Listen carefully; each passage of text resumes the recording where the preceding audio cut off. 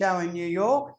He's a pilot, flies his own aircraft, and he's been heavily involved in software development. So we welcome Jonathan Taylor to the stage, or to the screen. Thank you very much, Jonathan. Take it away. Okay, Graham. Good evening. Hopefully you can hear me okay. So, okay, great. Nodding heads. And it's nice and early here in the East Coast of the U.S., so it was good good reason for me to get up and meet you all. And thanks a lot for inviting me to your meeting. I had done this presentation a number of times over the years and updated it from time to time. So there's sort of something old and something new. I realize that some of you are, regular users of VoIP systems, especially EchoLink. And some of you are not. So I'm sure there's going to be some new things depending on your level of expertise. And also thanks in advance for putting up with my thick American accent for the next 60 minutes or so. I appreciate that very much. And thanks for inviting me to this. I do have a slide deck. Let me see if I can share my screen and get that started.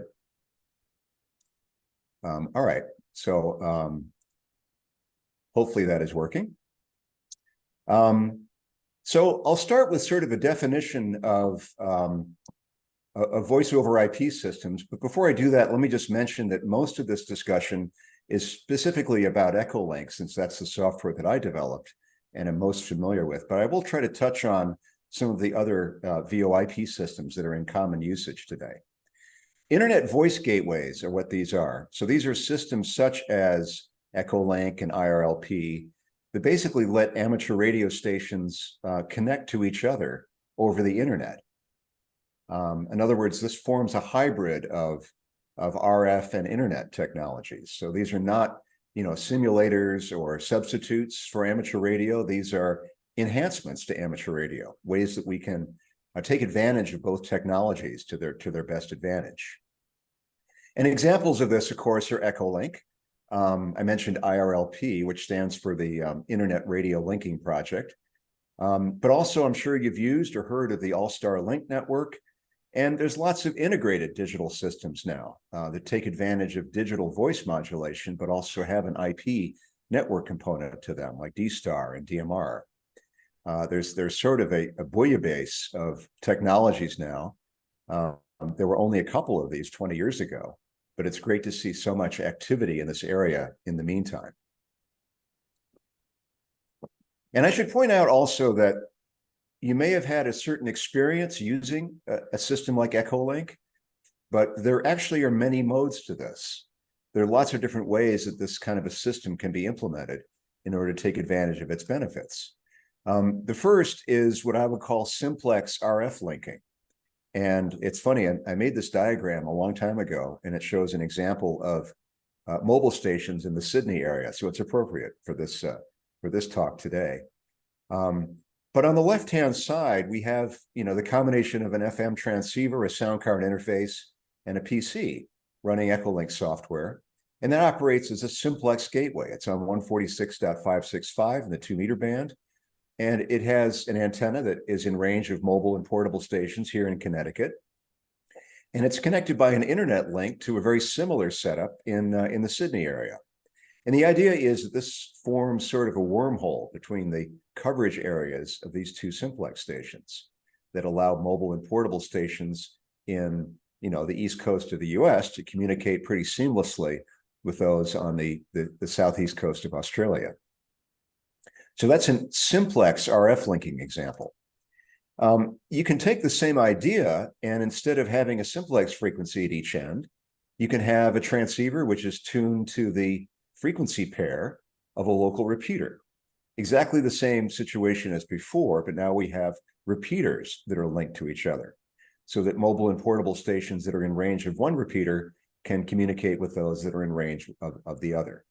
And this is really a powerful concept, because it can be extended to, as I'll show you in a minute, a multiple station setup. And then finally, the number 3 mode of access is one that you may be more familiar with, where you have a PC running microphone with a microphone and speakers at one end, which could be anywhere. I showed an example of somebody in Italy. using something like EchoLink software. And this forms almost like a remote-based setup. So this is somebody sitting in front of a PC or a smartphone that has access to the EchoLink system and therefore has access to any of the nodes on the EchoLink system. And in this example, the node that he or she is connected to is one that is a repeater node serving stations in Connecticut. So this is giving essentially remote repeater access. And then it can be extended beyond just one-to-one connections. We support conferencing in a couple of different ways. And there can be any number of EchoLink nodes all connected to each other on the same net or the same party line, where you have, again, mobile and portable stations in any of the coverage areas of any of the repeaters or simplex links that are on the same connection, able to communicate with each other. So just backing up a little bit about how this works, what's the concept behind voice over IP? Well, voice over IP is a form of digital audio. EchoLink itself is not what I would consider a digital mode, but certainly under the covers, we're talking about digital techniques in digital audio. I guess this is a reveal on this slide. So it begins with the idea of a sound card. And we don't really have sound cards in PCs anymore. The sound hardware is built into the motherboards and built into the multimedia devices like smartphones, but I'll just refer to it as a sound card. And if you think about it, a sound card is really an analog to digital converter that operates at audio frequencies. So it can convert an audio signal into a stream of binary data, and it can convert a stream of binary data back into an audio signal, almost sort of like a transducer. And the concept behind this is that the analog data is being sampled at a regular clock rate, which turns out to be twice the highest audio frequency that you wish to capture. So if the top frequency you wish to capture is 4 kilohertz, you'll be able to do that effectively if you're sampling at least 8 kilohertz. And during this operation, like any good A to D converter, each sample taken at that many times per second is being converted into a number proportional to the amplitude or the voltage at the input. So if you really zoom in with an oscilloscope to somebody speaking the letter A, and you set it for a sweep for 350 milliseconds left to right, this is what that envelope looks like. This is the waveform of an audio frequency signal. This is what it looks like to an analog device like an oscilloscope. But this is what it looks like to a digital device like a sound card. The sound card is sampling that waveform, and this is zoomed in quite a bit. This is only 24 samples or 3 milliseconds left to right. The audio device is sampling that instantaneous voltage at each of these regular sample points.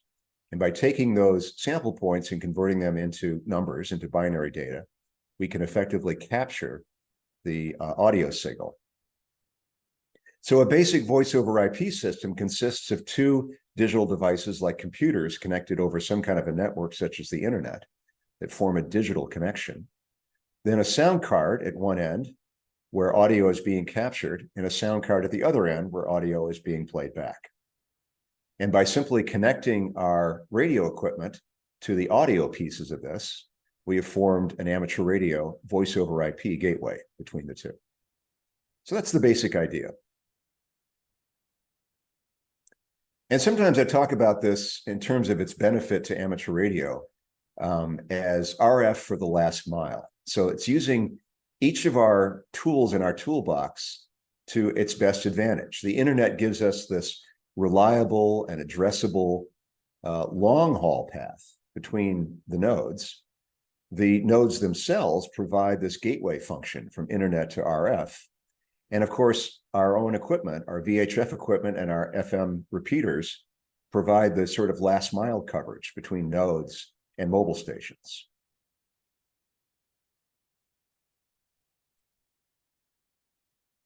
All right, so some popular systems for a voice over IP. Of course, EchoLink is the one that I'm most familiar with. And for a long time, EchoLink and IRLP were the primary applications for internet linking, the only major alternatives at that time. But in the past 20 years, a couple of things have happened. One is that there have been several open source software projects for creating nodes on the EchoLink system. which can interoperate with the EchoLink software. The first one actually is the software that is still widely used for conference servers called the Bridge.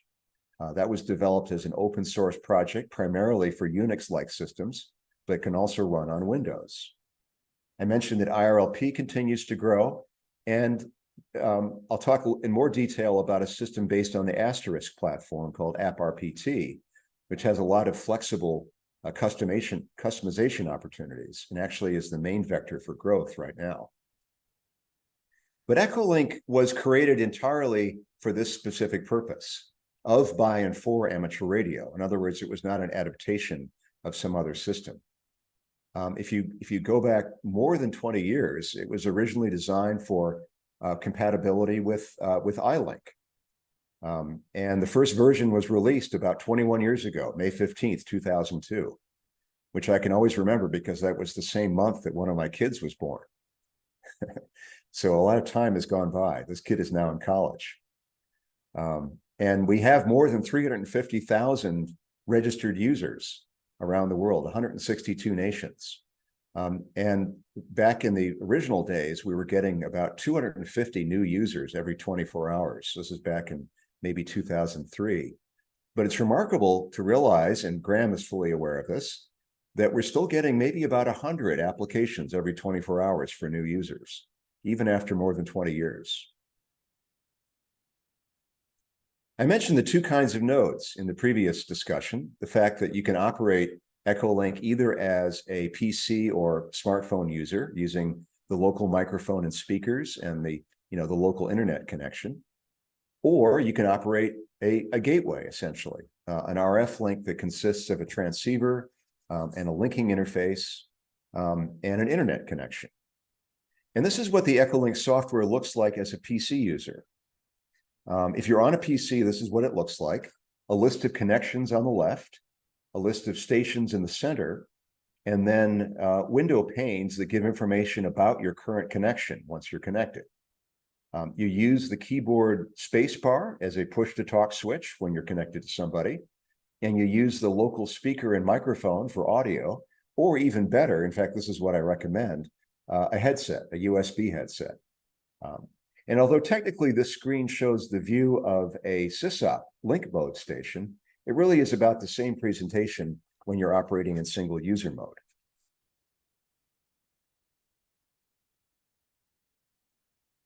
Behind the scenes, there's a lot going on, all built into this single software package.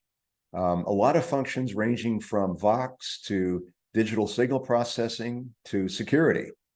And one of the goals of the EchoLink app was to make it easy to download and install without having to do things like, editing configuration files or installing drivers or installing optional add-on components. But the app does have a scripting capability, which allows you to customize the way that it works or to set up automation if you like. And in fact, the installation directory includes some examples of scripts that can be written either in something like VBScript or with any kind of a COM+ compatible application to drive certain functions of the software, like automatically connecting to a certain station or remaining connected to a station once the connection drops. So there is some flexibility built into this, but the focus was to make this easy to get up and running and easy to update and install. And speaking of updates, about 2 years ago, I did the first major update of the Windows edition of EchoLink in a long time, and added some things that were sort of a long time coming. And the main one was to do something to address the audio quality.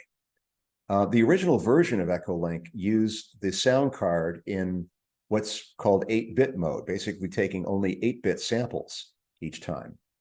That was to make it compatible with the widest possible set of sound cards that was available in 2002. And if you remember, 2002 was the days of such gems as Windows 98. So a lot has changed since then. In fact, in those days, most of us were still running on dial-up connections.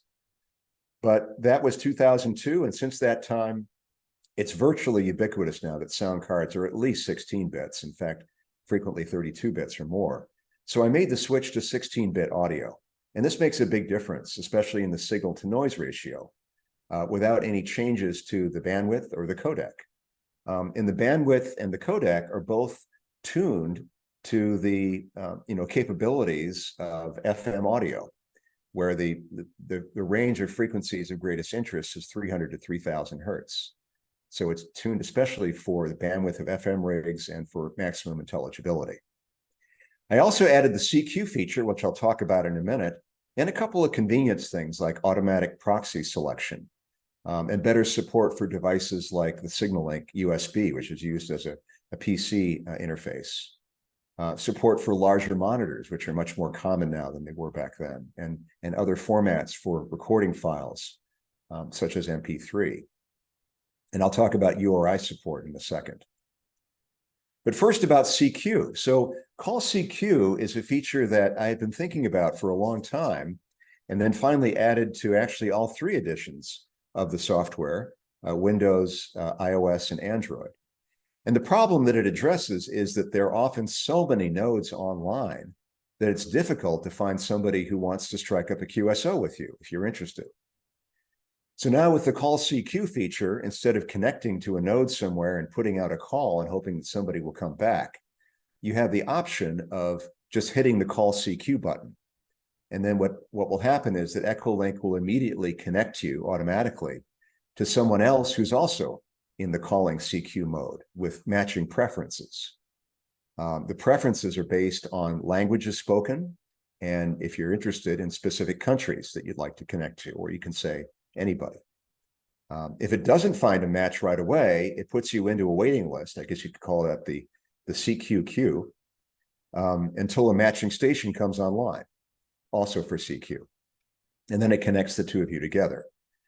And you can invoke this also, besides the smartphone and the PC user, you can invoke this mobile or portable using DTMF commands.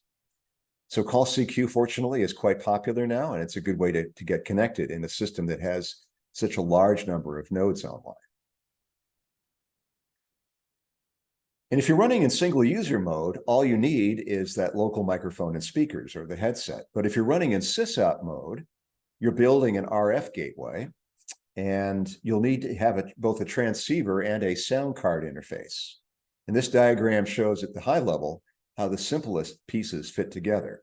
The sound card interface connects to the audio out of the computer and the mic input of the rig. And then the serial port from the PC, or a serial to USB adapter, goes through that same interface to form the function of triggering the PTT line in the rig. And you can connect the audio out from the transceiver directly to the line input of the PC's sound card. There are various ways that you can either buy or build such an interface, and there's a few different styles of these interfaces. The first one, which are not nearly as common now as they were a while ago, are what I would call special purpose linking interfaces. These were devices, some of which are still available, which have a built-in touch tone or DTMF decoder built into the hardware.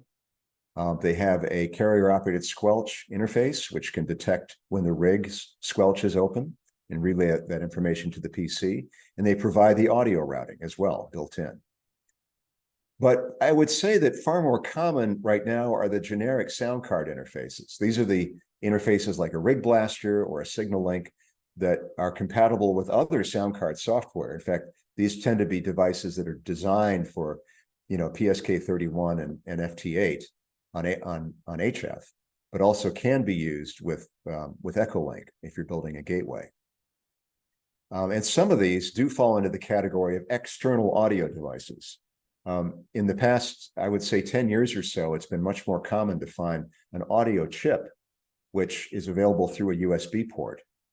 So if you use a device like a URI or a Rig Blaster, I think it's a Rig Blaster Plus or a SignalLink USB, you have the advantage of not tying up the sound device in your PC or your laptop. You're actually connecting an external sound device and using that in your linking interface. So I mentioned that in version 2.3, we have support for the URI. This is one of the new features in EchoLink for Windows. This is what this device looks like. It's made by a company called DMK Engineering, and it's been used for years for the asterisk-based nodes. But now you can use it for EchoLink also. It's basically a sound card chip plus some interfacing that's all connected to the PC over a single USB port. You can either build or buy the custom cable that connects to that DB25 connector there, and that goes to your FM rig. And once that's done, you've got a fully functional integrated interface that is completely powered from the USB port, which is certainly convenient, and interconnected over that single USB port for both audio and control signals without affecting anything else running on the PC. So I think that's a pretty good option. And I put a picture of a US quarter there for scale. Another interface which is very popular is the SignalLink USB, which is made by Tigertronics. This is basically also just an external sound card that has a built-in Vox capability, which will trigger the push-to-talk line on the rig when the audio begins playing. Again, this was specifically or originally designed for, HF digital modes, and you order it with a custom cable for the type of rig that you're using, but you also set some jumpers in a jumper block. But basically, it's plug and play to the PC over a single USB port. The main disadvantage of this kind of a device for EchoLink is the fact that it is Vox-driven, and Vox is usually not a very good fit for FM, which certainly has periods of silence during a transmission. However, it's better than it used to be because I put a feature into the 2.3 version of EchoLink, which sends a continuous subaudible tone as an option whenever you're in transmit. And this is really specifically to keep the Vox open on the SignalLink. So you get more positive control over the push-to-talk line, and it works a lot better that way. This is a convenient device. You have control over the levels from the front panel. You can control that delay, which actually should be set to 0 if you're using that subaudible tone feature. But it's great if you sometimes set up a gateway and other times want to use your external interface for other things. And then sort of a third option, or fourth or fifth, is this rig. It's a Kenwood dual band mobile rig, TMV71. I think the European version, and maybe also the version that's sold down under, is TMV71E. I'm not sure, but it's the same rig with different frequency coverage. This actually is specifically advertised as being EchoLink ready. In other words, it has a EchoLink interface built into it, as long as you also purchase the optional cable for it. If you do, then you simply connect this to the serial port adapter and to the line out and line in of the sound card, and you've got an EchoLink RF gateway. It's also supported for the big brother of this rig, which is the TMD710. So this is sometimes a good option. This is the one that I use actually when I do road shows and set up a quick EchoLink node somewhere, sort of like a hotspot. Behind the scenes, there's a lot going on. In fact, I do work on the EchoLink system almost every day, but most of those updates are things that the end users don't see because they are part of our administration system, which has become quite complex, actually. But also, behind the scenes, we have an architecture of servers, all of which run in the Amazon Web Services cloud at various places around the world. That form the addressing servers. These are the servers that handle your login and also show you the list of stations online. However, and this is sort of a common misconception about EchoLink, when you do connect to a station, generally it is a peer-to-peer connection. In other words, it's not going through a server. The servers are used for security and for directory. But when you actually connect to a station using a VoIP protocol, it's a peer-to-peer connection. And this is one of the things that's important for making the system scale. The fact that we have about 6,000 nodes online typically. When they connect to each other, they're simply using each other's bandwidth. And that's that line over across the bottom there between W1 ABC and G3 ABC. Now, there are some exceptions. There's a network of proxies, which I'll talk about in a minute, but generally this is a peer-to-peer system. The other important thing about EchoLink is security. When I first started this system, there was a lot of skepticism by many people about this idea of connecting amateur radio to the internet, because the internet was sort of this big, bad, scary place that we didn't really want to bring into our amateur radio network, if you will. I think a lot of those concerns have been assuaged. And the number one question that I got back then was, how do I know the person I'm talking to is actually a ham? So there's a lot of time and effort and systems put into security in the system, positive validation. The idea that proof of license and identity are required for every new user that comes on the system. So basically, we want to make sure that, number one, the call sign, VK2AWX, is a legitimate call sign. It has a valid license, number one. And number two, we need to make sure that the person who's requesting that validation really is the holder of that license. So it's proof of both license and identity. Now, there are various validation options. We have a couple of options available only in the US, which is to actually download the document from the US FCC and submit that almost like a digital certificate. And also we have in the US an option for credit card authorization, where it can double check the billing address of the credit card against the FCC license database. But worldwide, and including Australia, the general requirement is to upload or fax to us a scanned copy of the station license showing the call sign. Now, in Australia, this is the apparatus license. And unfortunately, the apparatus license in Australia has most recently been available now to anyone on the World Wide Web. So it doesn't help us really with proof of identity. So we actually do require a second form of ID specifically for folks in Australia. And those of you who have validated on the EchoLink system recently are probably familiar with this. But it's actually very easy to do. And we have a website which makes it easy to upload these documents. So let me shift gears a little bit and talk about IRLP, the Internet Radio Linking Project. First, I'll get an extra sip of coffee here. So IRLP is sort of the granddaddy of these systems. It's been up and running since 1998. IRLP is available as a hardware-software package, which is very different than EchoLink, which is a software package only. IRLP has always been based on the Linux operating system only and has about 1,700 nodes around the world. And one specific characteristic of IRLP, which is very much in its charter, is that it is a RF to RF linking system only. In other words, IRLP was never designed to have what I would call the single user mode, where someone is using the microphone and speakers of a PC. So 100% of the nodes in the IRLP system are RF gateways, either repeater gateways or simplex gateways, or reflectors, which are sort of like conference servers. For years, IRLP was offered as an option card that could fit into a PC, basically a card that would mount on a slot in the old PCI, slot PCs. But more recently, it's been adapted to a Raspberry Pi, which is really the same type of interface card bundled with a Raspberry Pi. And the two work together. It's a very easy way to set up a node. This node is running a special image of Linux. It runs on the Pi, and this is basically what the new package looks like. The architecture behind the scenes of IRLP is based really around a set of binaries and a set of scripts. The binaries are these little programs which do the basic operations like communicating with the sound card and providing the VoIP capabilities. But the scripts are what tie everything together. They provide things like administration and control.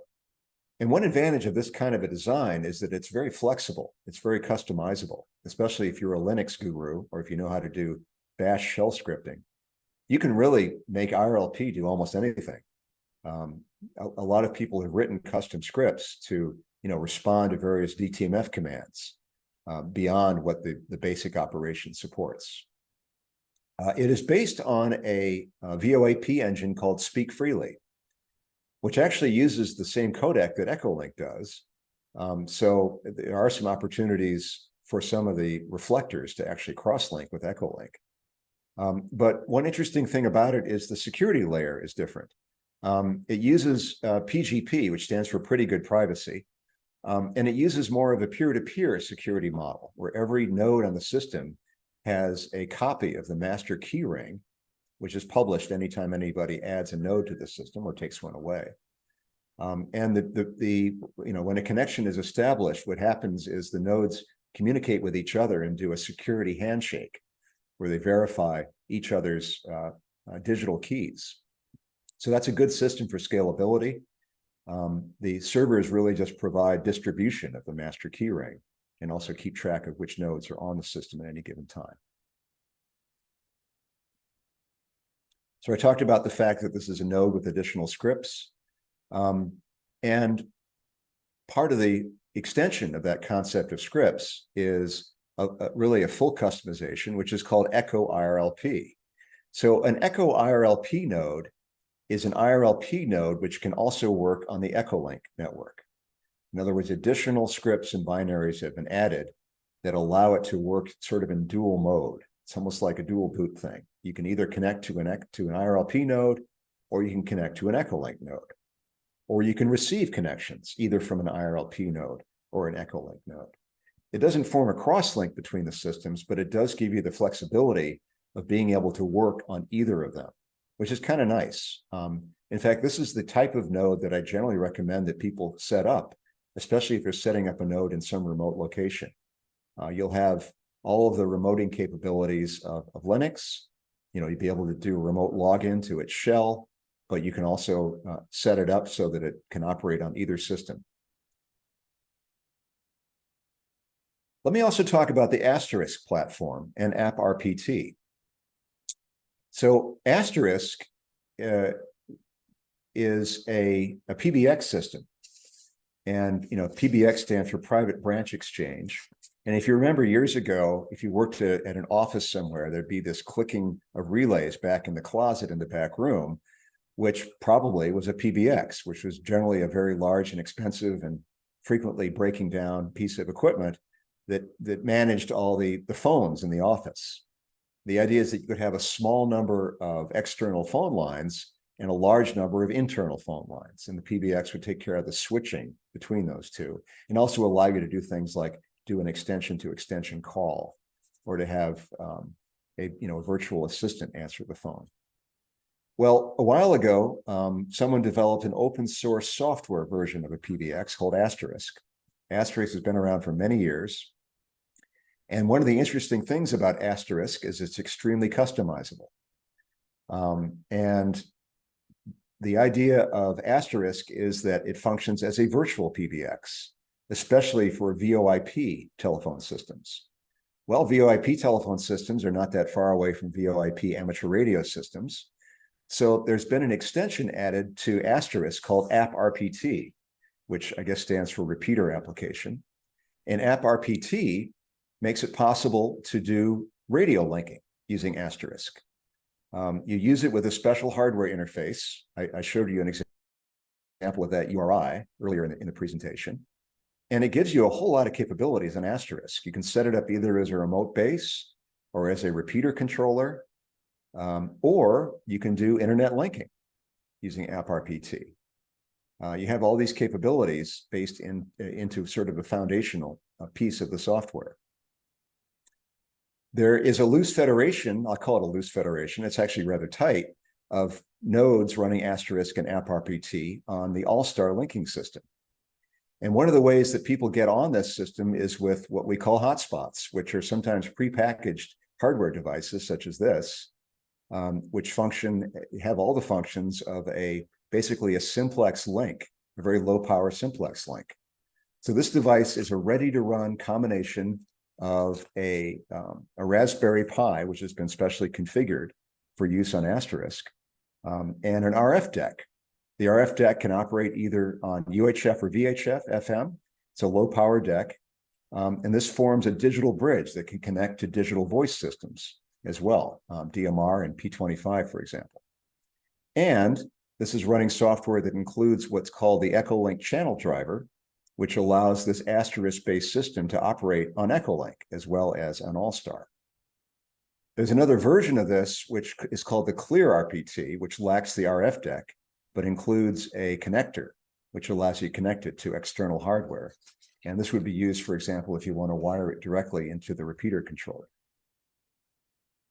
So I mentioned the all-star linking system, a federation of app-RPT nodes, each of which is assigned a node number, similar to IRLP or EchoLink. Primarily an RF network with more than 8,000 nodes registered. But also this gives you a lot of capabilities for a roll your own network. You don't need to be on a system. You can create a custom VoIP gateway, which can be used for something like, linking remote receivers to a very large repeater system. There's a lot of capabilities here that go above and beyond just the idea of linking and connecting to other nodes on a public system. I want to talk a little bit about the mobile computing platform. So when I started giving presentations to club groups about EchoLink, smartphones were just coming into their own. And I remember the experience of a guy in the front row holding up his phone and asking whether EchoLink could run on it. And I thought, what a crazy idea. Why would anybody want to do that?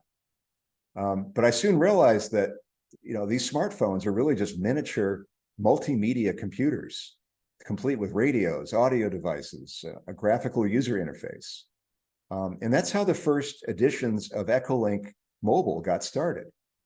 The major platform for EchoLink is Android for mobile. And there are thousands and thousands now of active installs on Android. And the approach to this was to take the single user mode of the EchoLink for Windows software and scale it down to just the most critical feature set, and then to make it work on a small device with a small screen. And one of the special challenges on the mobile platform is that most cellular carriers use a technique called carrier-grade network address translation, or CGNAT. And this makes it really impossible for you to set up port forwarding in a router, since you don't actually own the router. So for the mobile apps, I set up a special set of servers called relays, which carry all the advantages of UDP peer-to-peer, but they avoid some of the problems of CGNAT and problems such as IP addresses changing too frequently. And then the screen just moved to itself to the next slide, but this is about EchoLink for iOS. EchoLink for iOS was actually the first EchoLink mobile platform, but it's interesting that worldwide, Android users currently outnumber iOS users on EchoLink by about 3 to 1. So the Android platform is much more popular. It's an interesting, sort of an unexpected result, but that's the situation. And one of the special features of EchoLink for iOS is that there is an addition, or is sort of a mode, which is optimized for iPad. So when you run EchoLink for iPad, you get a different user interface. The stations view shows a map of the RF gateways around the world, at least those that have registered lat long with us. And you can select, a station to connect to either by selecting it from the list or by pointing to it on the map. It also features a retro VU meter on the QSO page, which actually really works. So it kind of gives you some extra eye candy for the iPad user interface, but behind the scenes, it's the same software as EchoLink for iPhone. I'm also, in fact, I'm telling you this for the first time. I have been working on a fourth platform for EchoLink, which is called EchoLink for Web. EchoLink for Web is essentially a version of the EchoLink software that runs in single user mode, which runs entirely within a web browser. So basically, this is EchoLink on a web page that requires no software to be downloaded and installed. We're still working on a couple of variations of the user interface, but the version that we've been testing is shown here is fully functional, and I hope that we can move it to a beta test very soon. This is really a convenience for those, especially who may be firewall challenged somewhere, but also, wish to get EchoLink up and running, maybe on a PC that's rarely ever used for this application. So talking a little bit about networking issues and solutions. Those of you who are familiar with TCP/IP networking may be familiar with UDP. UDP is the user datagram protocol, and it really is designed for media streaming, for media applications like voice over IP.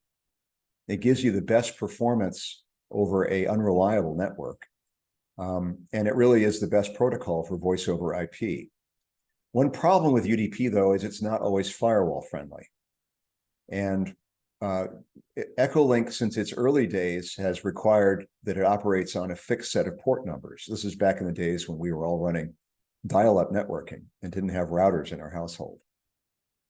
So there are some problems then with setting up routers. It requires, installing port forwarding rules, and these are often difficult to find and to maintain. So I've added a couple of systems that make it a little bit easier to use EchoLink over a router, one of which is the EchoLink proxy, and there's a whole network of proxies, which I'll talk about in a second, and also the relay servers, which were built specifically for the mobile applications. But first, about the proxy. The idea with the proxy is that it takes sort of half of the EchoLink software and moves it to another server somewhere in the cloud. And this makes it much easier for you to be able to connect and to accept connections when you're running through a hotspot, a firewall or router, which can't be set up for port forwarding. There are a whole network now of what I would call public proxies. There's hundreds of them, thanks to the efforts of people who have dedicated and donated time and bandwidth to operate EchoLink on various addresses. There's actually a whole bunch of proxies operating in Australia now thanks to Tony, who set those up. And this is available in the iOS, Android, and PC versions of EchoLink. You can just go to the networking tab and choose public proxy, and it will automatically select a proxy for you to operate through. This is what that list of proxies looks like if you go to the EchoLink website. The other mode that I mentioned are the relay servers, which have been set up specifically for mobile devices. These have the advantage of still using UDP, but operating through some kind of a relay, an external relay. The only disadvantage of relay servers is that if you're connected to a relay, is it doesn't allow you to accept an incoming connection. So in order to accept an incoming connection, you either need to be in the direct mode or the proxy mode of the various modes that are available. However, relay servers are the default for the mobile devices, and I think they generally will give you the best performance, especially if if you really are running around somewhere and are on a somewhat unreliable internet connection. I should mention just one thing, which is vanity node numbers. One of the problems with the EchoLink system is that it's free. This is actually obviously one of its benefits, and I want to make sure that it remains free to use, but there are some substantial costs for operating the servers. And fortunately, we've been able to offset really all of those costs by offering what I call vanity node numbers. This is an opportunity for you to select a short and sweet node number for your EchoLink node, either a 4-digit or a 5-digit number. And this is available on the EchoLink website. It's essentially a form of making a donation to the EchoLink system, and is much appreciated. So I noticed that some of my slides have advanced by themselves, but we've come to the final one, which is just a mention of the EchoLink website, www.echolink.org. And I hope this has been useful to you. And I'm certainly welcome to take any questions if anybody has that.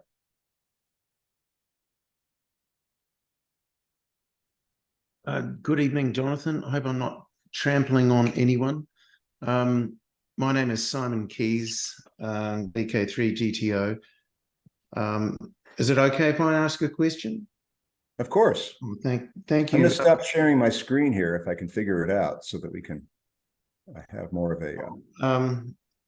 First of all, I would like to thank you very much for taking the time to talk with us. I've been a long-time user of EchoLink, and I tell you what, over the years setting up nodes in various forms, I've become so used to that it's such a familiar sound, the echo test voice prompt. And I think I'm finally able to put a face to that voice prompt. Is that true? Yeah, it is great. It's funny. I thought about updating that, but realized no, don't. I'm so familiar to people that I shouldn't do that. We've grown up with that voice prompt. We want it just the way it is. We love it. Yeah. Just a couple of questions. You did ask my last question. I was going to ask, you've already answered, which was with regards to how it's funded. I was curious how, there's obviously a fair amount of people's time and infrastructure that goes into hosting all of this. And so it's hosted through the vanity node numbers, which I'm pleased to see. I managed to get a vanity number myself, which matched my IRLP node number. So I'm very happy with that. Yeah. Codec support. When I've been playing with EchoLink over the years, the transition to 16-bit codec made me assume, though, that you were supporting GSM only, and I guess I'm wrong with that. Can you tell me what codecs are supported under the covers? That's something I play around with a fair amount in All-Star, and I quite like that feature. Okay, well, first of all, let me just mention that EchoLink actually runs on the Burroughs system that's in the background of your screen. So that's a secret that we rarely ever say. But yes, thanks for that. Yes, no, EchoLink uses only one codec, which is GSM 6.1. The 16-bit audio only refers to the way it accesses the sound card locally. So there haven't been any changes to the codec since the original versions. The bandwidth is 4 kilohertz. It's sampling at 8 kilohertz, and GSM is a codec that was originally designed for telephone systems, is my understanding, and it seems to be a good fit for FM rigs. It's very similar in bandwidth. It is linear predictive coding, which is built on a model of the human vocal tract. So it's great for voice, but terrible for music. Yeah. And that one of the original reasons, I think, for the selection of that codec was just the bandwidth of it. It's only 13 kilobits. Yes. And that was great for modems, dial-up modems back in 2002. Now, obviously, we have a lot more bandwidth, a great deal of which we're using right now for this presentation. We have a lot more bandwidth in front of us. There's an opportunity to use especially a higher sample rate, be able to capture a wider bandwidth of audio. But I think you would notice that benefit only in a PC to PC conversation, as opposed to one over a properly adjusted RF gateway. Right. And I want to make sure that we're still focusing on the RF gateway as the primary mode of operation of EchoLink. Okay. I've had some experience with RPT, and using the new law codec with that and A law. Yeah. Been really, really I think it's beautiful audio.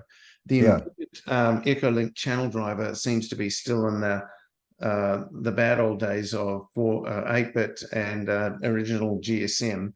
Do you have any sway on what goes into that? The EchoLink channel driver? Yes. No, I don't. Okay. That certainly is an opportunity. I'm aware it has some bugs, especially in the way it communicates with the servers. Yeah.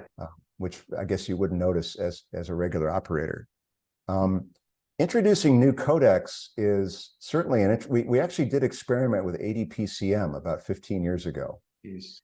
And the main feedback that I got from the people who tested ADPCM was that they couldn't notice any difference in the audio quality. Oh, you will definitely, in my experience, because I've run I'm not sure if you're familiar with the little micronode IRLP gateways. You will definitely notice the difference between GSM, ADPCM, and the uncompressed new law codec, and over RF. It's quite noticeable. So obviously not as obvious as if you were doing a direct PC link, but I have definitely seen that codec showing how, if we've got bandwidth, then these days I think it's, if I could possibly lodge an enhancement request when there's some leisure time, maybe. Yeah. No, I'm not at all opposed to that. I think that would be a nice enhancement. We would need to figure out a lot of things, like whether the conference servers would need to do transcoding. Yes. Right. Which would, if they didn't, it means we wouldn't be able to host connections from both codecs at the same time. There's a lot of, one problem with software that's been out for so long and has so many copies in circulation is it's very hard to change it. This gets into things, especially about some of the networking characteristics of EchoLink, like its use of port numbers and so on. Yeah. Yes. Yeah. And there are lots of different authors of software now that are in the EchoLink system, which I think is great, but unfortunately it makes it very difficult to do a significant change that may require recognition of different modes and so on. I guess so, yeah. Sorry, I was just going to add there. I guess if you let the client to do the transcoding, then and you've got so many versions of the client out there, then yeah, that's right. So you'd have to have clients that were multi-mode and could negotiate the codec over their connections. So it certainly could be done. Yes. Okay, just one final question, I think, and it's just something kind of minor. Has the CQ, the new CQ function, which I really like, but has that replaced the random call feature? Remember that one? Random call is still available, as this is a feature in the EchoLink for Windows app when you're running in sysop mode that lets you put in a DTMF command, and it'll just select a node at random from the 6,000 online and connect to it. That's still available. It may be a little bit too random. One of the problems with that is you might connect to somebody who doesn't speak the same language. And one of the reasons for the language selection in CQ is that you can actually indicate your preference for that. Yeah, I like it. It's a nice upgrade from the random, because you often get on the receiving end of random calls as well. Constantly, you're being hit with your requests, and you're right. It may not be language compatibility that you have with them, and you might not want that. Yeah, that made a lot more sense when there were only 200 nodes online, but with many more, it's become more difficult. Yes. Well, Jonathan, that's all the questions I had, but thank you very much once again. And I've been a huge fan and user of your software for many years. So thank you for all the hard work you and the team put in for it. And I appreciate it very much. Thank you. Right. Well, one of the things, my name's Graham O'Brien, and I'm VK2FA. So I guess I'm responsible for this fantastic lecture. And I'd like to... I'll get our audience here to thank John, give him a round of applause, please. And we're still open to take questions. I think everyone here was overwhelmed and really appreciated the information you've given us, Jonathan. Oh, hang on, we do have a question. I'll get the gentleman to come up to the front because our audio won't go that far, and he can introduce himself. So, G'day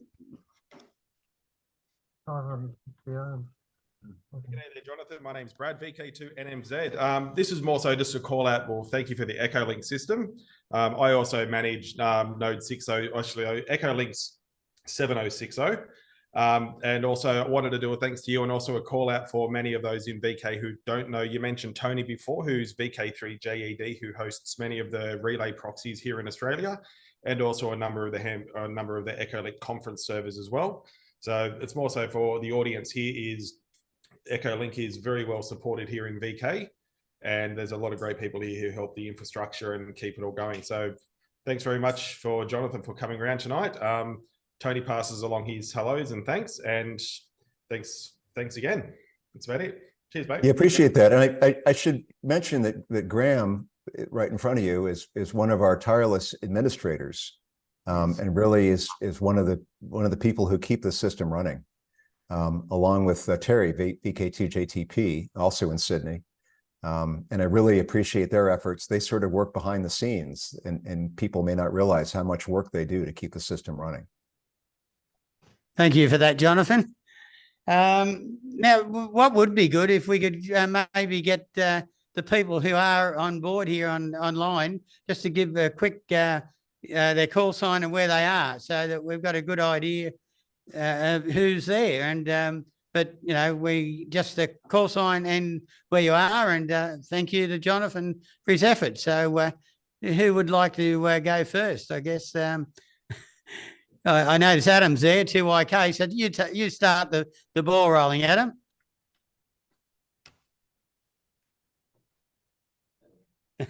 Adam? He's muted still. Well, okay, we got, I know Justin's just come up there. Are you online, Justin?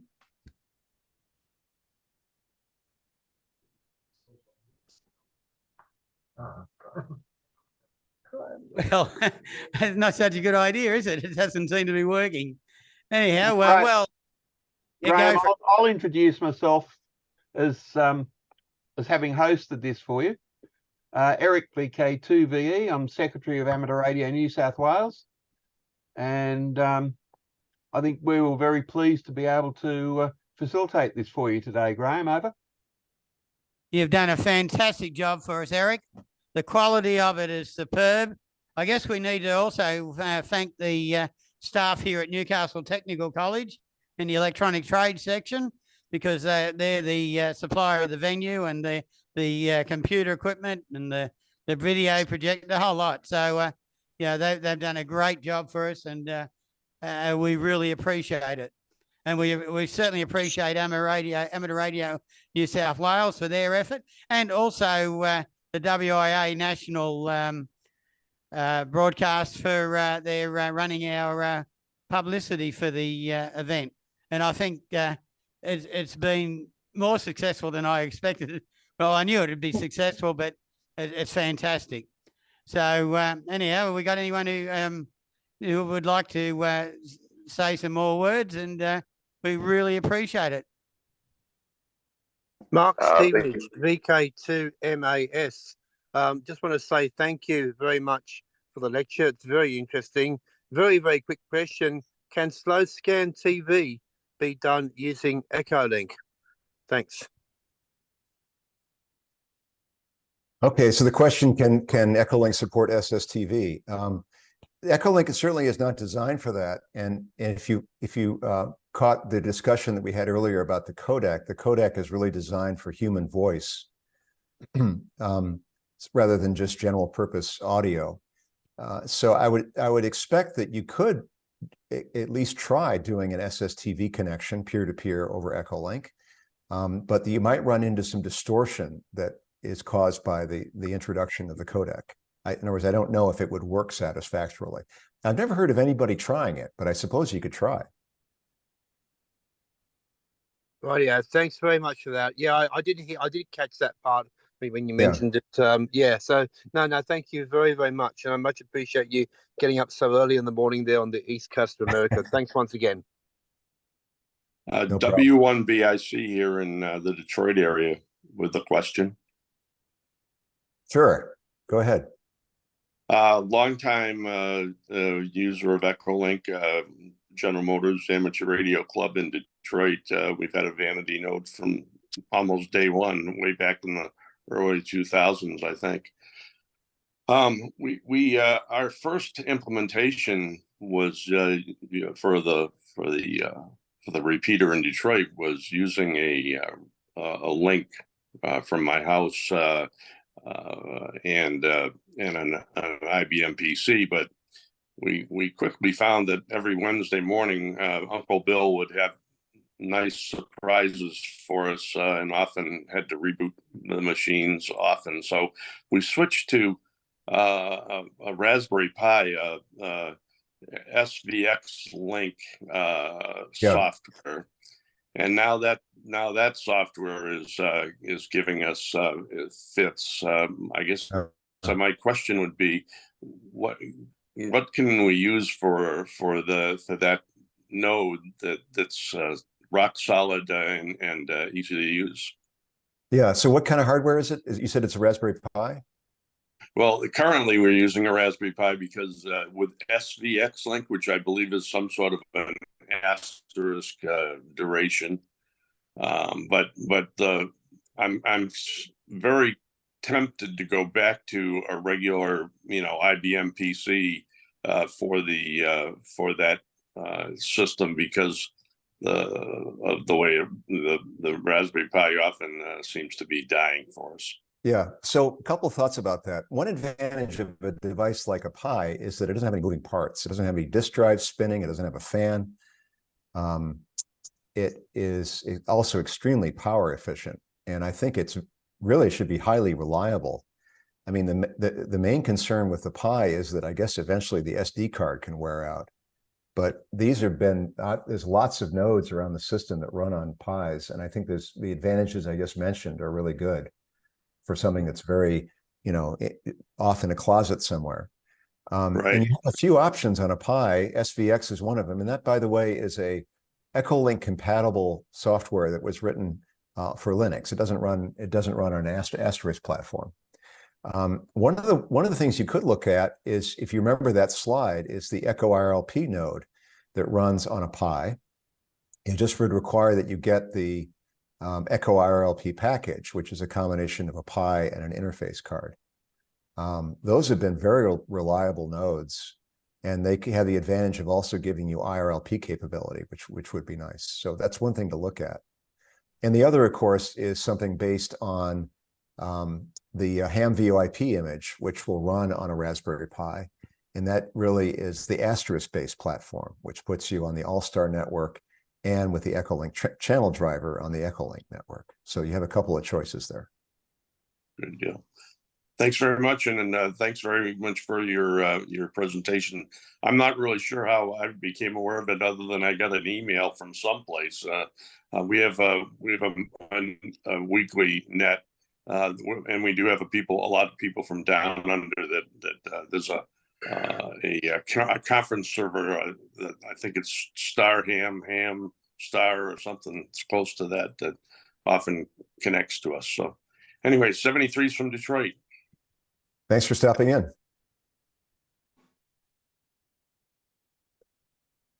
Yeah, g'day, Jonathan. Ron, VK2TRL. First, I got involved with the software, your software, as a pseudo HF option, because I didn't have any HF gear, and been using it since about 2004. And Steve, the bloke that's just come on the screen there, I've been involved with a net with him for the last nearly 20 years, Steve. I think it isn't about 2005. So, and there's another contender up there, Doug, VK2XLJ, sort of. I've both met those gentlemen through your software. So thanks for the software, and appreciate your time tonight. Appreciate that, Ron.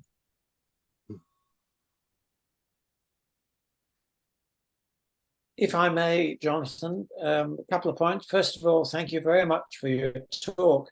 I was introduced to EchoLink during the COVID period here a few years ago now, and speaking to people all over the world during that time, it was just fantastic, and I'm sure saved a great many people's lives, because a lot of them in retirement homes, etc., it was their only means of communication, either RF, they couldn't put up antennas and too much noise, etc., in the locality. So it really is a wonderful, wonderful facility. But I'm curious to know, how is it actually paid for? Yeah, so the main cost is running the network of servers in the cloud.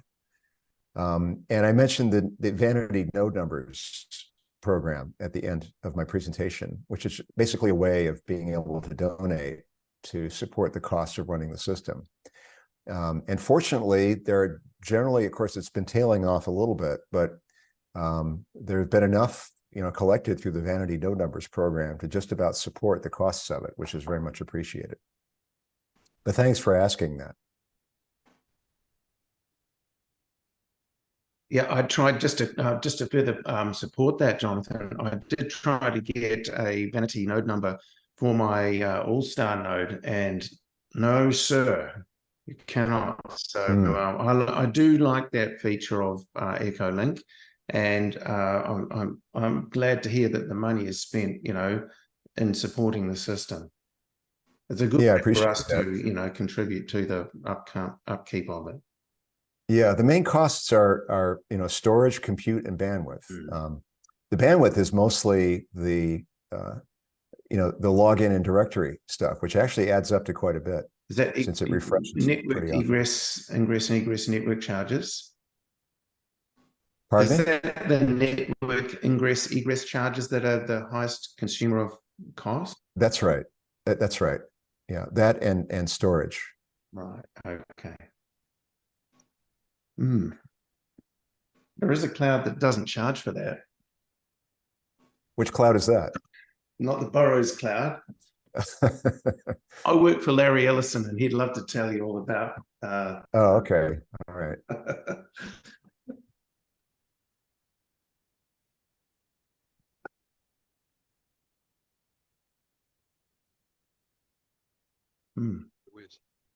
There must be a few more people wanting to make comments.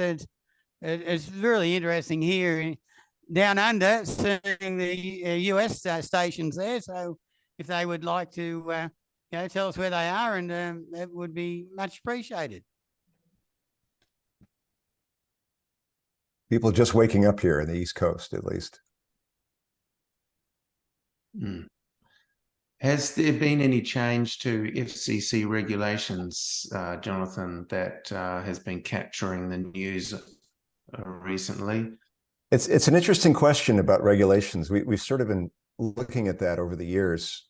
And I don't know if you know this, but in some countries, they actually started adding call sign prefixes for RF gateways.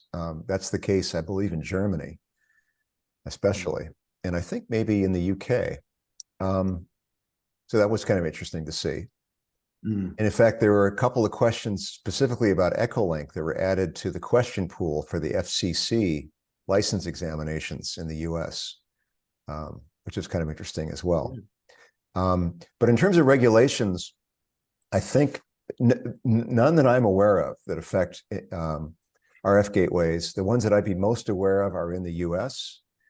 I am generally familiar with some of the rules in the UK, and I think they still require a notice of variation, an NOV, to operate a gateway, although I think there's been some talk about removing that restriction.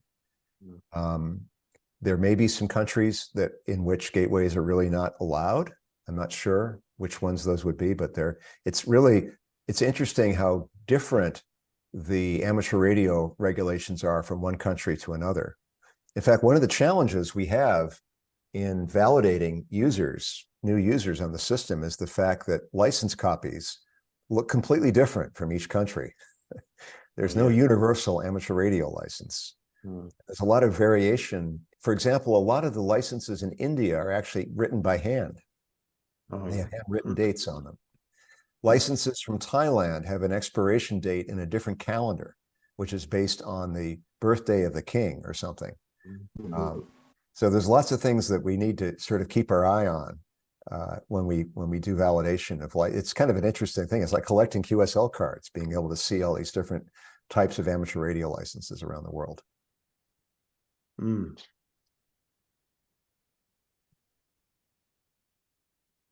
Jonathan, a tool that I've just recently discovered for our validations is Google Lens. And I tried it out on an Arabic license the other day, and it actually worked.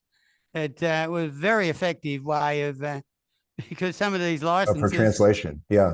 Yeah, you look at it and you think, I wonder what that says. Yeah. So it's an extra tool that, and I let Terry know about it the other day, and we're both pretty impressed with it, actually. Yeah, it's amazing what the technology can do in real-time translation. Also for speech, real-time speech translation and transcription.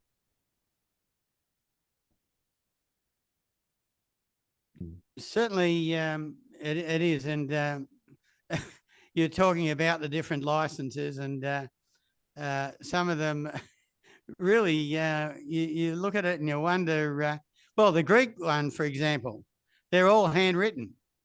Very interesting. But anyhow, I tell you what, we really appreciate it, your efforts today, and we appreciate all the people who've come online with Zoom. I mean, it's unbelievable, absolutely fantastic. For a little radio club in Newcastle, I think we're all really excited and just really appreciate everyone taking it on board. I believe it got mentioned on Newsline there in the US as well. So it certainly had some publicity. So thank you. Has anyone else got any more comments for Jonathan? I'm sure he must be starting to getting ready for his breakfast. So And it's, anyhow, oh, yep, Right, Graham. Just one question. A VK2 MAS here, Mark here again. One last question, very quickly. I obviously I hold a ham license in Australia, but I've also got a US ham license which we were able to get here. Obviously, I'm registered on the EchoLink system. I haven't used it much, but I used to use it a lot when I first got onto it actually, and I found it very interesting. If I'm traveling in America, can I also use my my American license and be registered back in my same name? That's a great question. One of the decisions we made years ago was to not validate more than one call sign per person, just because it makes the database very complicated. So we ask that you register under a single call sign, even if you hold multiple call signs, and simply use that same call sign when you're logging in, no matter where you are around the world. I mean, the call sign on EchoLink is really more like a username. It doesn't stipulate that you need to, identify using that name if you're going over the air, that call sign. It does need to be a call sign, obviously, that you hold and is currently valid, but we ask that you use just one worldwide. Roger that. Thanks very much. Yeah, sure. One from W1BIC here. Just wondering if where we'd find the replay of this this Zoom call that you've recorded.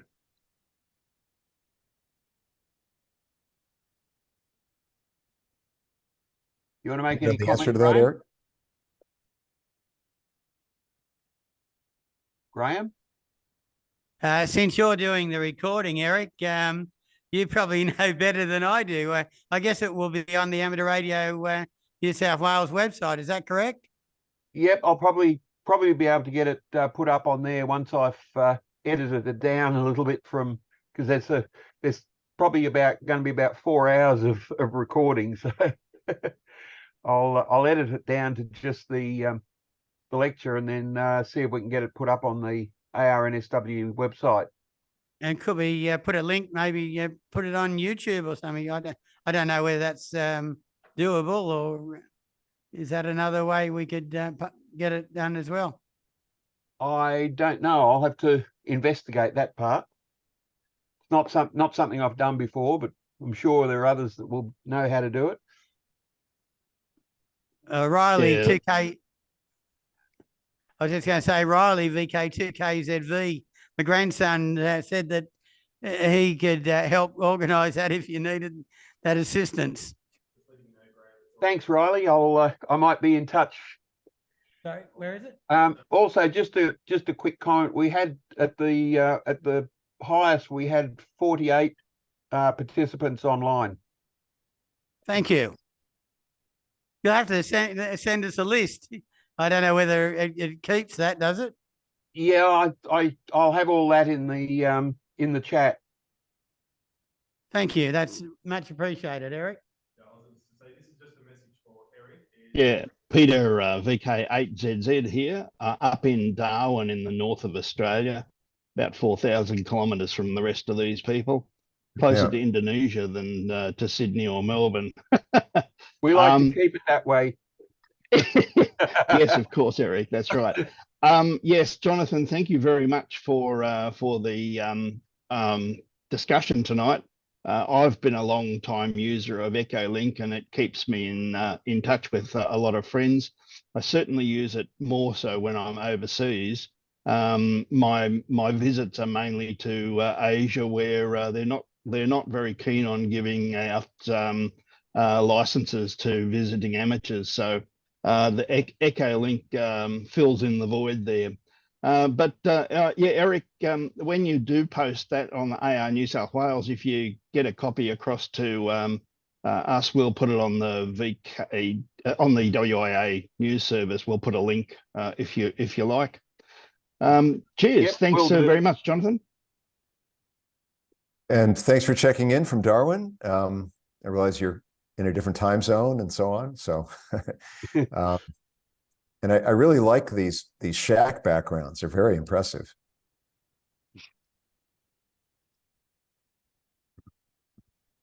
Yours is pretty impressive also, Jonathan. Just a fireplace and some books. That's all I got here. Yeah, So, looks good. yeah. All right. Well, I'll sign off. Thanks a lot for inviting me to your meeting, and good luck with VoIP systems going forward. Oh, And thank you very much, Jonathan. It's been a pleasure facilitating this. Okay. absolutely. And thank you, Eric, and thank you, Jonathan, sincerely. And could I get our audience to give Jonathan a round of applause, please? So what a great lecture. Thank you very much. Thanks a lot. Once again, thank you. Good Can I evening, just- all. Oh, Can I just ask the person who just has F as their name, could you please identify yourself? I'm not sure if it's me or not, but No, it's not you. okay, not me. I'm VK2 Mike Papa Kilowatt Peter, VK2 MPK. Right, thanks for that, Peter.